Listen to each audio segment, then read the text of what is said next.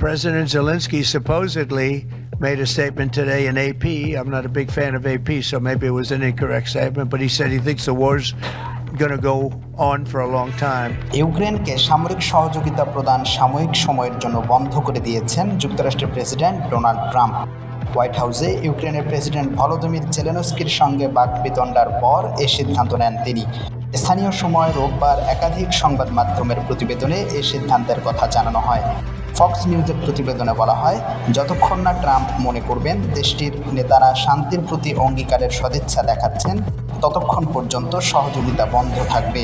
Trump প্রশাসনের এক কর্মকর্তাকে উদ্ধৃতি করে ফক্স নিউজ বলেছে, এটি স্থায়ীভাবে সহযোগিতা বন্ধ নয়, এটি সাময়িক সময়ের জন্য।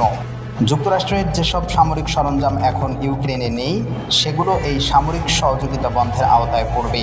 এর মধ্যে রয়েছে উড়োজাহাজ বা জাহাজে ইউক্রেনের পথে রয়েছে এবং ইউক্রেনে প্রবেশের অপেক্ষায় পোল্যান্ডে রয়েছে সেসব অস্ত্র।